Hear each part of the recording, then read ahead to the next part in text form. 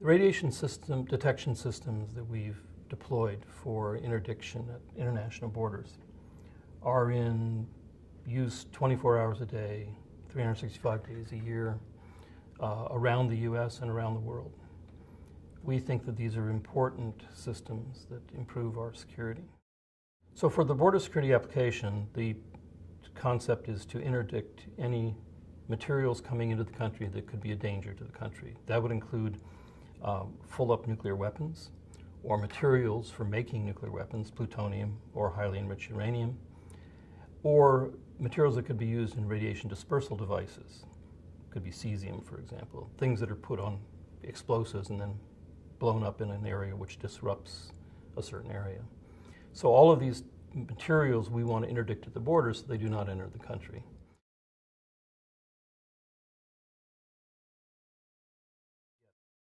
We do develop instruments for applications directly. We also rely on vendors to develop instruments to our specifications. The instruments that are used for interdiction at borders are gamma ray detectors and neutron detectors. These are largely commercial devices, but the commercial devices that exist at any time may not be applicable to the problem. So we have worked with industry by developing specifications. The vendors then develop instruments that meet those requirements, those specifications. We then test them and then deploy them if they're appropriate.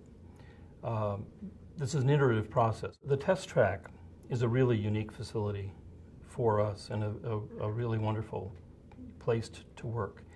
It has the outside test track where we can assemble portal monitors and X-ray systems and run trucks, large vehicles through them with a whole variety of cargo. We have stored naturally occurring radioactive materials and radioactive sources that we use in this testing.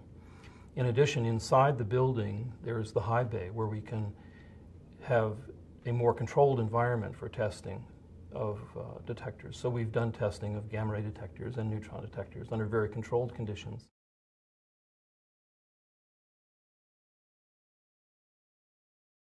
PNNL has been central in work on neutrinoless double beta decay. This is a basic science problem. It's looking for lepton number violation, so it's really basic science. The fact that we have the staff that can do this work and we have facilities really makes it possible for us to be very powerful in this area. An example would be that we have done measurements in the 3440 high bay of neutron spallation. This is a process that comes from cosmic rays that produces backgrounds for very low background detection systems.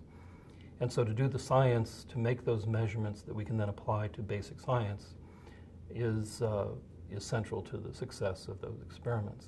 At the same time, it also feeds into our need for national security applications of low background detection. The aspect of this job that I have here that is rewarding is the fact that I can apply my science background to positive aspects of national security for our country and the world.